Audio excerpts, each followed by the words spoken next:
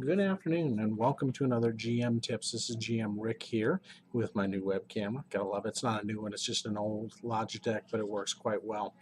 So you guys will hear me a lot better in these videos than what you did before. So another GM tip topic, and I want to spend some time doing a little bit of diving down into NPC, what I call recurring NPCs that will be making a lot of contact with your players, whether they be simply a bartender at a bar or a barmaid, or it could be an informant in their network, or it could be a henchman of the bad guy that they run into and have to deal with, or a thug, a major thug player. Those are the kind of things that you're going to run into and have recurring. It could be a shopkeeper even. And so with recurring NPCs, you really want to take the time to flesh them out and design them well. And some tips that I throw in there to you is build yourself a set of tables with NPC backgrounds. Now, some websites have them and can give them to you. I know that Paizo did a great job of that with their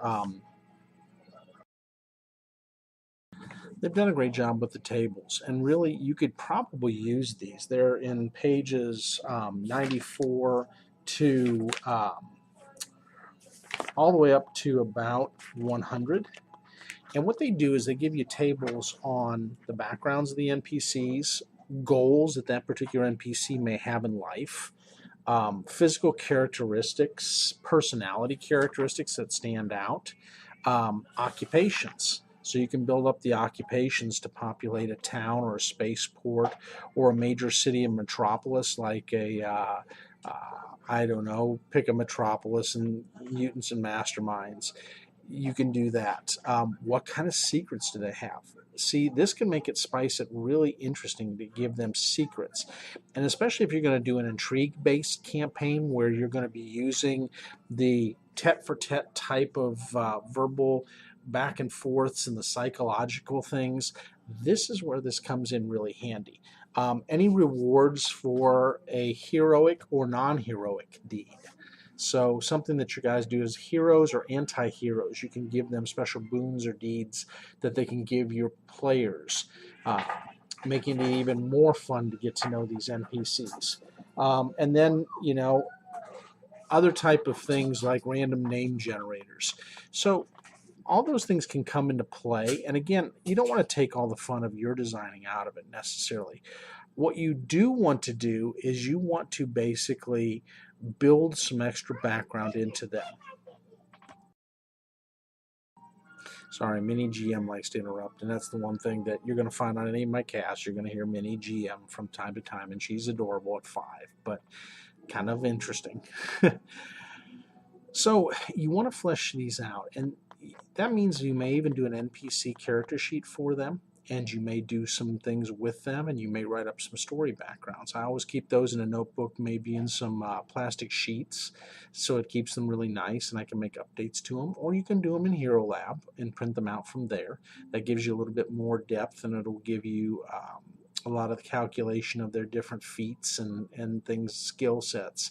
And again, you don't have to go crazy on it. With the commoners that are just people that are recurring that may not have any effect or do any combat or any major parlaying with the characters, you can be very lean on that. But I suggest giving them characteristics, giving them voices, giving them families, giving them things that are all tie-ins that make them more than two-dimensional. And that's the thing you want to do with your NPCs. You don't want them to be 2D. You want to have them 3D. And for some of you, this is old hat. I'm not telling you anything you don't already know.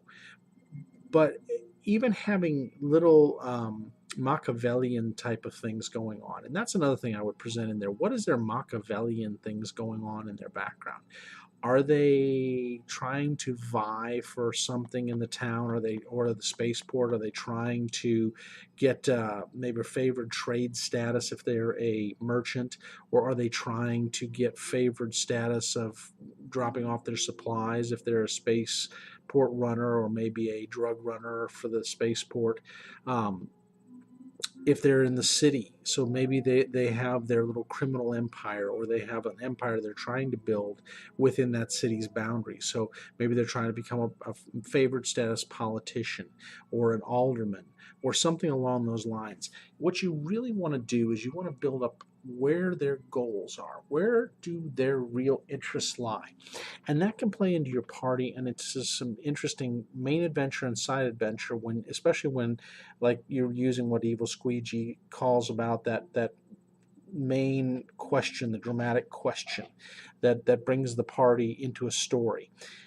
You've got all these elements around it that can add so much life to it, and you really want to. You want to take the time to add a lot of life and vibrance to your NPCs. Don't just make them the one-time people that are there and gone. And in fact, it's funny because I take the things. I'm a big Pathfinder GM, as you guys know, and so you'll find with me, I take like an adventure path of the different heroes and NPCs, and I will add a lot into the role play in the interaction with the characters. And there's a reason for that. I want to do that because you really and truly want to build your characters.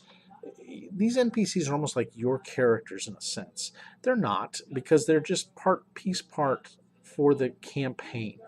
But if you take it in your mind that you're running them almost like you are a character, then you really add a lot of dimension to them and a lot of depth. I take time to really think out and write in some things on the plots and the upbringing and some of the things with their parental life and how was their social life growing up. Were they a street urchin? Were they basically a silver spoon who had everything handed to them on a platter? Were they somewhere in between? Were they a hard worker? Were their parents there, or were they absent in their life? Those things, it takes a lot of work for you as a GM or a DM to do it, but at the same time, it gives you a lot to really work with. And, I wish we all could be, like Matthew Mercer or DM Leviathan or some of the other GMs that are out there. There are several of the different ones that Twitch cast, that like APReal and some others. They do a great job on the fly of just really putting together their NPCs, I think. And sometimes I can tell when they've really put a lot of thought into it. It's hard to know, but as a GM or DM, you get that sense when they've taken the time to really write out some notes on these people, or when they really just make it up as they go. And what you really want to do is you want to look at that and you want to really prepare yourself. A lot of prep work. I know I'm giving you a lot of prep work here, but this kind of prep work makes the adventure and the campaign that much more enriching. I love the stuff that Will Wheaton did with his, because if you notice, he had a notebook. And his notebook took his party a certain direction, and they weren't in any way railroaded. They could go many different directions. But he really took the time, you could tell, to really flesh out his NPCs and his interactions with the players with these NPCs. He really put some depth in there, and he put in those characters' backgrounds, and he really tied hard into those background stories. And if you've never watched that, look up his cast and really take a look at how he did that. No, it wasn't a D&D campaign. No, it wasn't a Pathfinder campaign. No, it wasn't a fantasy campaign. It was more of a sci-fi-esque magic, kind of I won't say steampunk, but a Shadowrun-esque type of campaign. But it really drew you when you watched, and the players got emotional. You could see the emotions. They really invested into the parts that they played. And yes, these are actors and actresses who did this, but each player can do that. And when you really draw these things in, you draw emotions out of them. And that's the way you want to be as a GM. You really want to build that shining NPC that can evoke amazing amounts of emotion from your players. And either whether it's hatred or happiness or anger or sympathy or empathy, these are the type of things when you take an NPC and you flesh them out more and you give them characteristics and statistics and a look. You put a picture with them so players can see a picture. Not every GM does that. Some want that to evoke that picture in your mind and let you imagine. I kind of go in between. I like to bring up a picture, kind of like the pictures behind me. If you take a look at the steampunk angel or the dragon and the wizard, I like to evoke that picture in their mind so that then they begin to picture how this person is walking and acting and talking, the facial characteristics. And I try to imitate those as a GM when I'm talking to them.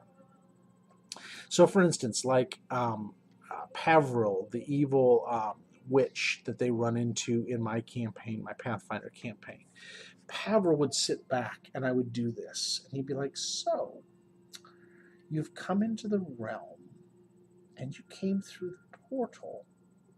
Why? Why didn't you go to Winterthrone first? As you can see the skepticism on my face. Ah, so you think that you want to buy in and give me a cut? Well, yes, I think I would like a cut of your business. And I would like it at, I would say 25% is a fair negotiation, wouldn't you? And you kind of give them that. It's the arrogance that I'm portraying because he's in a position of power. And so he's going to be a little bit arrogant. Others might be, oh, we are so tormented by the spies for the Witch Queen. She just takes everything from us and leaves us nothing. And yet she has ears everywhere. Everywhere, I tell you. The frightened person, the woodcutter, maybe of the village, that is frightened and angry at the same time. You want to elicit these kind of emotions out of people when you run. And it takes a little bit of role playing and it takes some practice. So maybe you practice a little bit.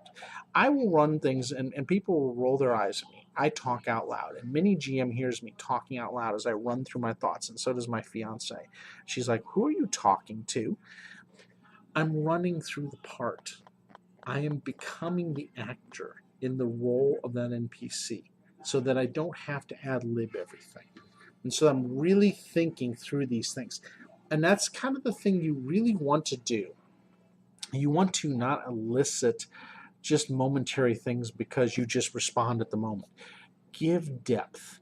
The players of mine are going into some really challenging places, so I'm giving some real depth to the characters and some of the NPCs, and I've written out some additional ones that they're going to run into.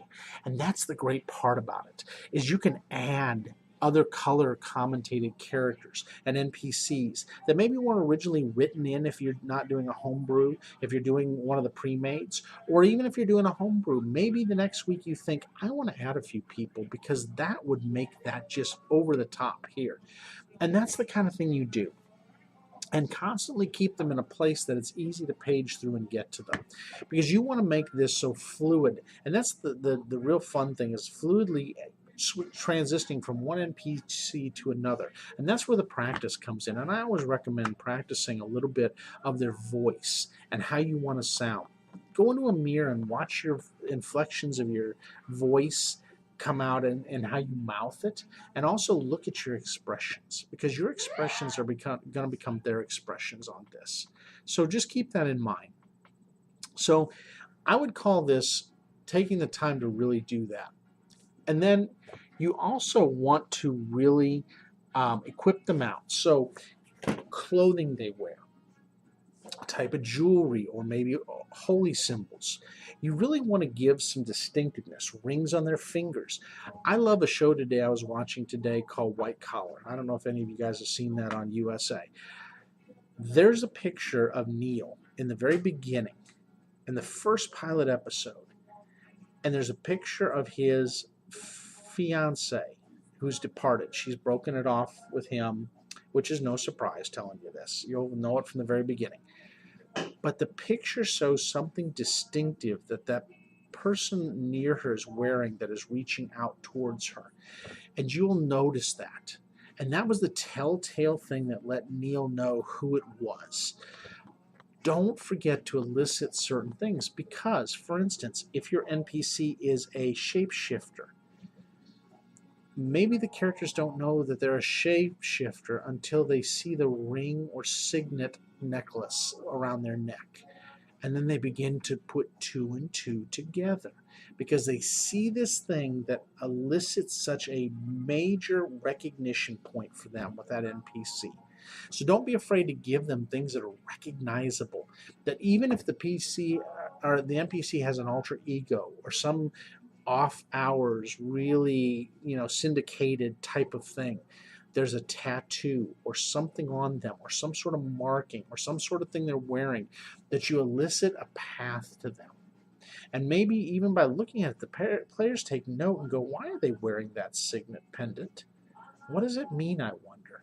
And all of a sudden, like in another adventure we had, one of the undead cults had basically a signifying symbol that they would wear somewhere on their body, often unknown to the person looking at them, because they would hide it under other jewelry they're wearing. So they literally build a hollow inside to that jewelry that held the real symbol of their cult.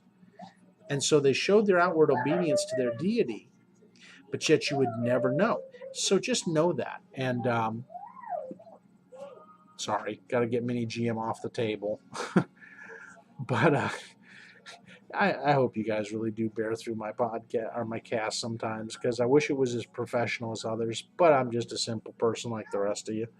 So, but something that really calls recognition or calls out to what they are. So have those type of symbols and signifiers, or maybe it's something they say is a code phrase, or some type of clasp they wear that's unique. Those are all things that if you flesh them out will give clues to that question, that dramatic question, and tie everything neatly together. It becomes almost like a Sherlock Holmes noticing things. If you've ever seen the new BBC Sherlock Holmes, he has a way of noticing things and associating. And what you're trying to do is build a similar thing with your players. And so, I hope that helps you with NPCs and fleshing them out with more depth and more dimension. And we'll call this session again at the end, fleshing out your NPCs, so that you really make those memorable times for your players. Really take the time to do this. It's very rewarding, and you'll find that often you can make these NPCs reoccurring in other campaigns. They can pop up again with different characters in a different role, but still with the same machinations going on. Maybe they've evolved what they're trying to accomplish, or maybe this just becomes the center of all your home bases if the players really like the setting. Or maybe there's somebody you could port like to a cousin. Someone's a cousin of theirs, so you just tie it all together and kind of keep that familiarity for your players. Thanks again. I hope you have a great day, and I hope you've enjoyed this day's GM tips on fleshing out your NPCs.